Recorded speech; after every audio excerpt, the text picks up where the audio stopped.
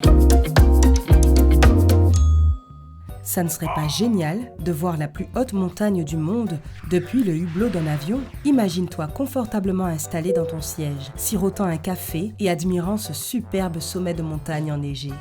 Le seul problème, c'est que les avions ne survolent pas l'Everest ou la chaîne de l'Himalaya. Mais pourquoi donc? Pour répondre à cette question troublante, imaginons un vol commercial régulier qui tout à coup décide de survoler l'Himalaya. Au début, le vol se passe très bien. L'avion atteint son altitude de croisière habituelle de 10 700 mètres et se déplace à une vitesse d'environ 885 km/h. Normal. Rapidement, les pilotes aperçoivent une chaîne de hautes montagnes droit devant, avec un sommet qui se distingue des autres. C'est l'Everest, la montagne la plus haute de la planète. Sa hauteur s'élève à 8850 mètres et elle continue de grandir de 4 mm chaque année. Tu vois le truc? Cela dit, pas de problème, les pilotes sont tranquilles, aucun souci de devoir survoler le sommet. Après tout, l'avion a une marge de plus de 1830 mètres.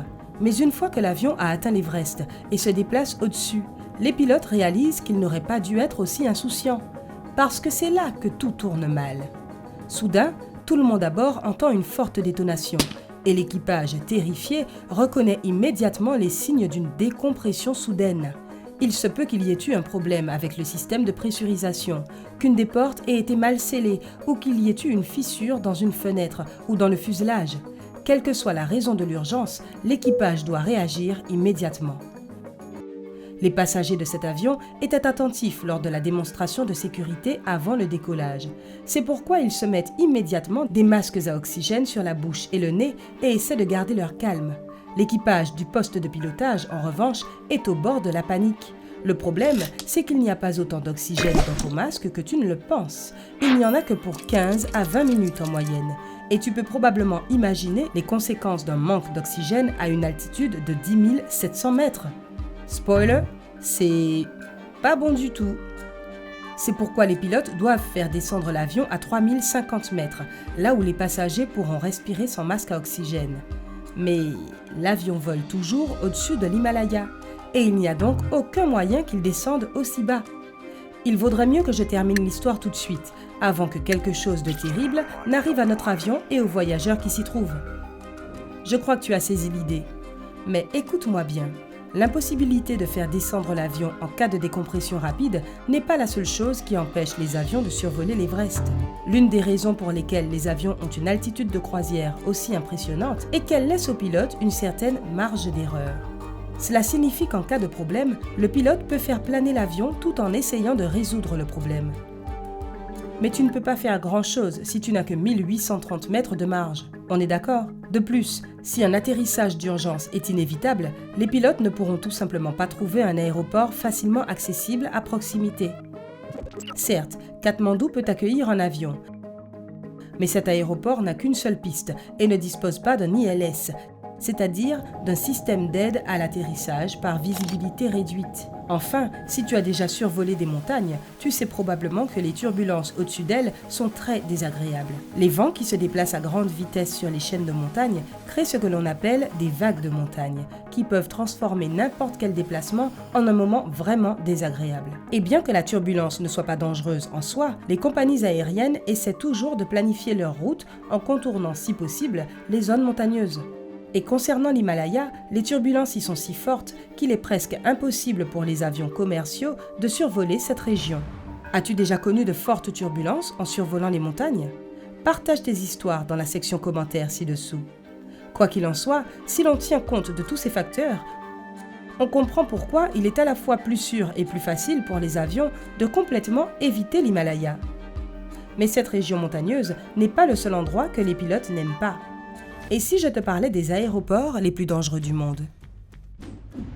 Ceux qui décident de visiter le mont Everest arrivent généralement à l'aéroport de Lukla, au Népal. Mais peu de gens savent que cet aéroport est l'un des plus difficiles au monde.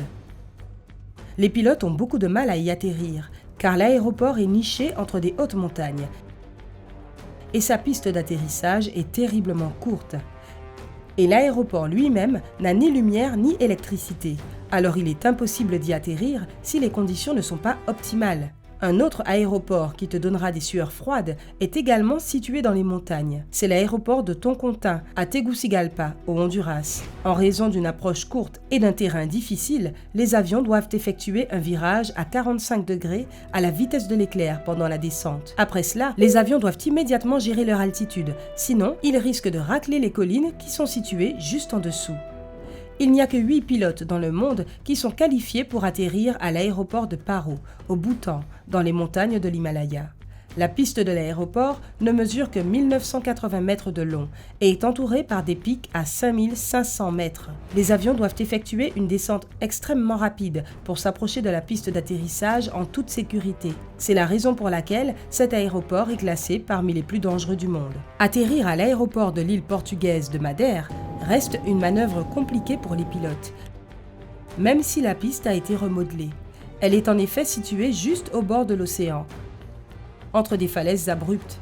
À l'origine, la piste ne mesurait que 1600 mètres.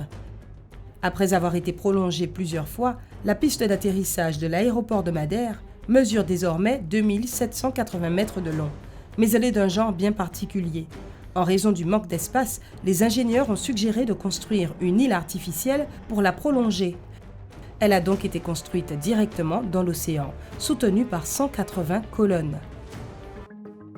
La piste de l'aéroport de Narsarsuaq, au Groenland, est non seulement constamment recouverte de glace, mais également très courte. Elle ne mesure qu'environ 1830 mètres de long.